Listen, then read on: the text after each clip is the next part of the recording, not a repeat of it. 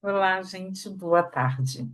É, o eclipse lunar está chegando e precisamos de atenção, de algumas atenções a respeito disso, né? Meu nome é Maria Brandão, eu sou uma apaixonada pela tradição védica e estudante de Jyoti.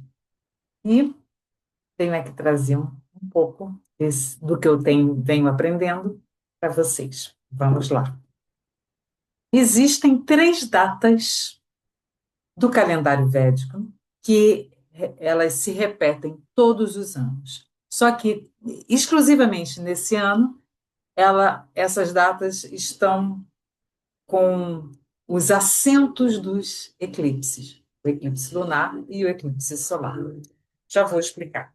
As três datas são Ganesha Chaturthi, Pitru Paksha e Navarata.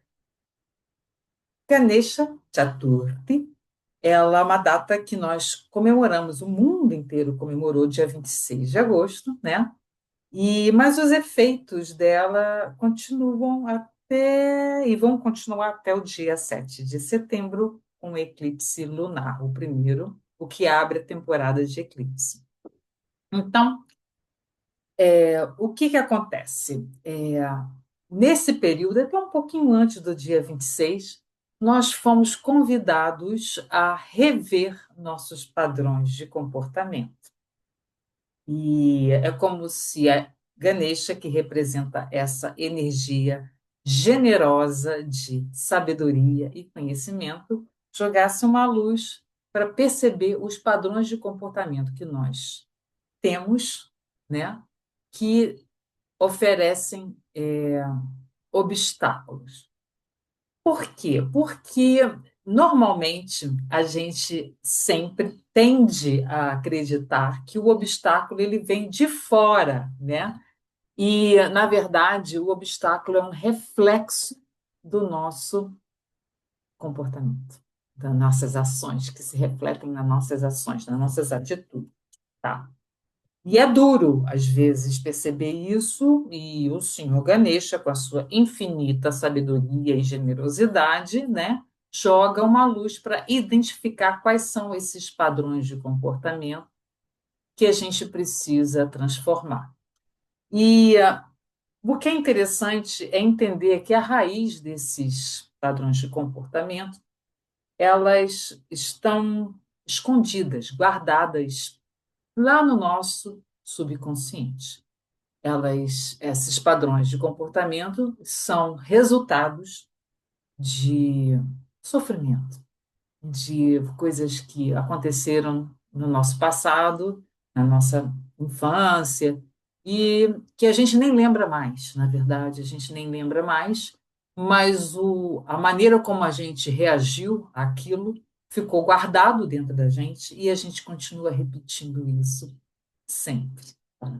Então, é chegada a hora de identificar esses padrões de comportamento e buscar a raiz disso para transformar. E a tradição védica, ela é muito generosa e tem os seus, como se diz, os seus ritos. Esses ritos não foram feitos à toa, né? Isso é um momento de renovação, né? E essa renovação é feita através desses três eventos. O primeiro, a identificação, né, com Ganesha Chaturthi. E agora, depois do eclipse lunar, a gente entra num período de Pitru Paksha, que é um período exclusivo desse ano, que acontecerá entre os dois eclipses, o lunar e o solar. Então, assim, o Pitru Paksha, difícil, está pensando o que é fácil, né? Pitru Paksha, Pitu Paksha é uma quinzena lunar dedicada aos nossos ancestrais. A tradição védica, ela é reencarnacionista, sim, e carregamos traumas transgeracionais. Olha só que loucura isso. Ou seja, nós somos influenciados pelos traumas que os nossos antepassados sofreram. Então, imagina só, se a gente já recebe influências no nosso inconsciente de traumas da nossa infância, das coisas passadas, que a gente nem lembra mais, mas que estão escondidas dentro da gente, ainda há uma camada mais sutil de tudo isso que representa os sofrimentos e os traumas dos nossos antepassados, né? Então, como é que a gente sente isso? Qual é o indicativo disso? Sabe aquela raiva que vem do nada, né? E que você sente e aquilo se manifesta de uma tal forma que você não consegue entender depois, poxa, de onde que veio aquilo? E também aquele medo que a gente sente de insistir em continuar em alguns caminhos, principalmente naqueles que a gente não conhece, não sabe, que ninguém nunca trilhou, que a gente não tem referência. Então, a gente sente aquele medo e aquilo meio que paralisa, a gente não sabe por quê. São manifestações dessa ancestralidade. E isso está muito enraizado na gente, tá? É muito difícil da gente simplesmente, matematicamente, racionalmente, chegar lá e tirar, descosturar esse nó. Então, a tradição védica oferece esse método. Primeiro, a gente identifica e agora a gente se conecta honrando a nossa ancestralidade. Isso é muito lindo, isso é muito bonito, tá? Pode ser doloroso, porque quando a gente se conecta com essa energia, a gente pode se conectar com situações que vivemos, né? Que não podem trazer uma boa lembrança, né? A gente se conecta com pessoas da nossa família, né? Ou dos nossos antepassados, do nosso convívio, que já partiram dessa existência. E isso pode trazer saudade, pode trazer sentimentos de saudade e também pode trazer sentimentos de uma certa revolta por situações injustas que aconteceram ou com a gente ou com essas pessoas que a gente sabe. Tudo isso pode brotar. E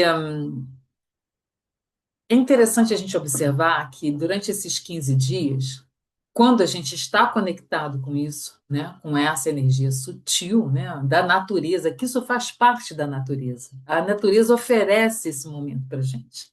É importante ressaltar isso, né? Porque a gente esquece, a gente está tão conectado, vivendo o nosso próprio mundo, que a gente esquece que a gente faz parte da natureza, tá? E o planeta Terra que a gente reside, ele está orbitando no universo, junto com os outros planetas também, tá? Então, tudo isso é um pacote de energia muito grande e a gente é influenciado por isso, sim, sim. E quando a gente está conectado com isso, nesses 15 dias que o universo está oferecendo de conexão, né? Essas memórias elas salpicam na nossa mente, né? Elas vêm não como uma narrativa bem construída de início, meio e fim, como a gente vê numa série de TV. Não, elas vêm salpicando, né? Então, a gente precisa aproveitar esse momento e o que vem, o que vier, a gente anotar, escrever, ritualizar de alguma forma, se conectar com essa memória, mesmo que ela seja sofrida, mesmo que represente a gente, sabe, sem ter esse sentimento e aí a gente precisa ritualizar. Como a gente faz isso? Cantando mantras, oferecendo incensos, oferecendo flores ao rio, a uma natureza, enfim, orações, acender uma vela e orar, né, existem tantas formas da gente se conectar com isso. A forma que a gente, de cada um é a que lhe cabe, entendeu? Não existe uma imposição, né? O que é importante é se conectar com essa energia. Essa energia que ela é importante, porque são memórias do nosso inconsciente que estão salpicando, né? Trazendo abrindo um portal, né? Olha só, estamos aqui. Isso aqui tem algum sentido. Isso aqui vai representar a gatilho para alguma coisa. E é isso que eu quero trazer para você. Porque são raízes muito profundas, tá? E nós precisamos oferecer nossos respeitos a isso. E é o momento de realmente honrar essa ancestralidade da forma que lhe cabe. Ao fim dessa quinzena lunar, chega o eclipse solar com a clareza e inicia o período do Navaratri. Mas eu vou deixar esse assunto para depois, porque é muita coisa para falar, gente, tá? E eu queria tentar mostrar para vocês um pouquinho desse eclipse lunar que está muito especial. Vamos ver se eu consigo abrir aqui. Ah, tá aqui. Muito bem. É, eu vou tentar colocar isso aqui mais para cima e atualizar essa data para o dia 7 de setembro e colocar o horário de pico do eclipse, que é às 15 horas. Então, aqui nas horas 12, 13, 14, 15 horas e 11 minutos. Então, vou diminuir os minutos. Aqui, e vou colocar arrumadinho o horário. Vou tirar os segundos também para a gente ter arrumadinho, pronto. 15 horas e 11 segundos. Então, aqui está, vou colocar minha carinha aqui.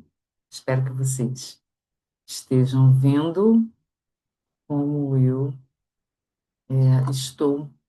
E quero buscar mostrar para vocês esse template. Para quem não conhece, esse é o formato do mapa astral do norte da Índia, ao qual eu venho estudando, né, com a minha querida professora Madhu Cabral. E esse é o template do eclipse lunar. Então, é importante mostrar para vocês que nós temos o Sol e a Lua, um de frente para o outro, tá? Aqui tem, né, um, dois, três, quatro, cinco, seis, sete. Um de frente para o outro, tá? E temos Rahu e Ketu. Não, desculpa, Rahu e Ketu. Ketu junto com o Sol, né, em Leão, e Rahu junto com a Lua em Aquário. Então, esse eclipse ocorrerá no dia 7 de setembro. Começa às 12 horas e 28 minutos e finaliza às 17 horas e 55 minutos. E o pico do eclipse é essa estrutura que eu estou mostrando para vocês. Que é muito raro acontecer um eclipse total e vai acontecer. E tem algumas situações que eu gostaria de evidenciar para vocês. Tá? Nós temos aqui Rahu, que representa é, o olhar daquilo que para onde nós temos que direcionar o nosso olhar, tá? E Ketu, que representa nossas expertises, as coisas que a gente traz. Então, Rahu está com Aquário e Ketu está com Leão. Então, o que isso representa na verdade, tá? Isso está muito ligado, muito enraizado à autenticidade. Então, essa é como se a gente pegasse a nossa originalidade, essa originalidade que a gente carrega, liberada dos padrões de comportamento que a gente já conseguiu identificar de que não servem mais, e colocar a serviço do, do mundo. Olha que bonito, né? É ao contrário, porque se fosse ao contrário, é como se o mundo servisse ao leão. Não, é o contrário. É a originalidade do leão servindo ao mundo que representa Aquário, né? Então, é muito interessante essa visão, tá? Essa essa lua cheia também ela tem um aspecto muito interessante, porque ela está sendo aspectada por Júpiter. Júpiter aqui ele manifesta o seu nono aspecto. Então, Júpiter está aqui posicionado no signo de Gêmeos, tá? Então, o nono aspecto dele: um, dois, três, quatro, cinco, seis, sete, oito, nove.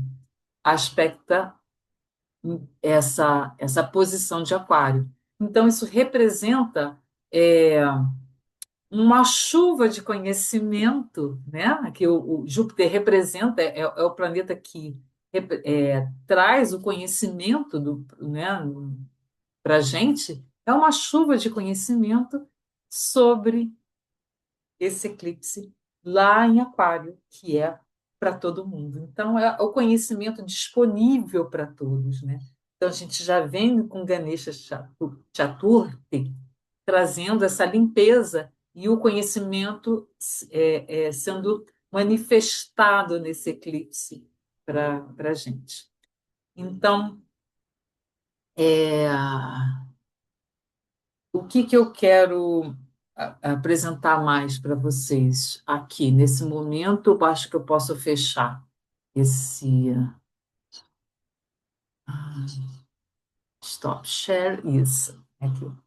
Eu quero apresentar para vocês essa lua, tá? Esse eclipse lunar é é um momento em que a lua ela fica é quando a Terra fica inteira entre a Lua e o Sol. Então, a Lua ela recebe a iluminação dos raios solares por fora. Então, é o que ela fica meio avermelhada, né? As pessoas antigas chamavam de lua de sangue. É belíssima, é um espetáculo belíssimo, não tenha dúvida, tá? Mas não é aconselhável a gente olhar para o céu.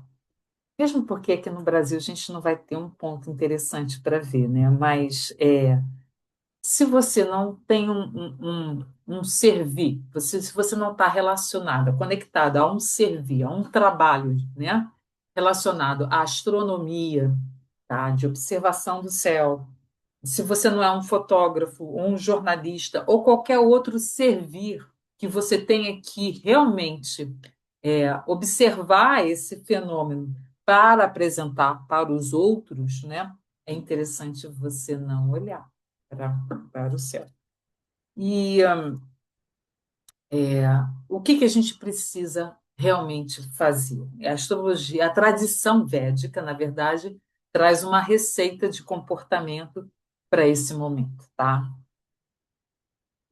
A gente não deve comer durante o eclipse.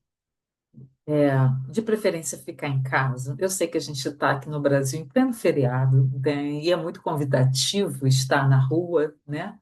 Mas a gente deve evitar multidões, né? Então é o momento da gente decidir qual é a diretriz. É o do seu calendário, é o calendário sutil ou é o calendário gregoriano que você vai seguir, tá? Não dormir durante o eclipse, falar pouco, não tomar banho durante o eclipse e não fazer sexo durante o eclipse. O que você precisa fazer durante esse período? Práticas de meditação, práticas de introspecção, né? Escrever um pouco do que já vem nesse momento para você, ouvir ou recitar os seguintes mantras, tá? São mantras difíceis, são mantras da tradição védica. Eu estou aprendendo um deles, me sinto muito feliz de poder recitar um trechinho deles, mas eu posso colocar lá no Spotify, entendeu? Tem pessoas que já recitam de uma forma bem correta esses mantras e a gente pode ouvir, tá? Podemos ouvir o Shri Rudram, o que eu estou aprendendo agora, que eu adoro, que é o Ganesha Atharva Shirsha, né? E o Vishnu Sahasranama, que é um mantra que Yudhishthira recita lá no Mahabharata. E são mantras poderosíssimos, de total conexão com esses momentos, né, que a gente vai passar, tá passando, né, que são momentos muito, muito relacionados a essa autenticidade. Autenticidade. Isso são os nossos padrões comportamentais revisados, limpos, totalmente originais, com um olhar muito singular de cada um, de cada pessoa desse planeta, a serviço do todo, né? E isso inclui todas as pessoas do planeta, todos os animais, toda a natureza, né? O planeta como um todo, toda a natureza do universo sutil, né? É um momento de muita grandiosidade, tá? E isso é muita generosidade, é uma eclipse conectada às nossas inspirações colocadas a serviço do mundo. Na verdade, resumidamente, é isso. Ou seja, precisamos entender quem somos para servir. Do contrário, a gente não serve, a gente faz causas mais complicadas, negativas, e se afunda cada vez mais nesse karma negativo de não saber como servir. A gente precisa realmente saber como servir. E esse é uma conexão com um propósito muito forte. Indo um pouquinho mais fundo na astrologia védica, a nakshatra, que são os 27 signos lunares, né? Que a astrologia védica permite a gente observar dentro do grau, dentro da constelação de Aquário, tem uma nakshatra que se chama Purva Bhadrápada, que é regida por Júpiter. Então, Júpiter está lá, como eu mostrei para vocês, aspectando, e lá em Aquário existe uma nakshatra que é regida por ele também. E essa nakshatra, ela representa um processo de purificação. Isso só acentua esse momento, que é um eclipse lunar totalmente ligado a essa renovação. Então, eu venho aqui trazer para vocês um pouquinho do que eu venho aprendendo, com o objetivo de expandir esse conhecimento para as pessoas que me conhecem, que eu amo, que eu acho que eu posso ajudar em alguma coisa, trazendo esse conhecimento para vocês poderem, assim como eu vou fazer também, estou me preparando para isso, fazer essa conexão, né? Eu acredito que cada vez a gente vai refinando a nossa existência e o universo sempre propicia, ele é sempre próspero nesse sentido, a esse refinamento dessa consciência. Sou grata e até a próxima, pessoal. Um beijo para vocês.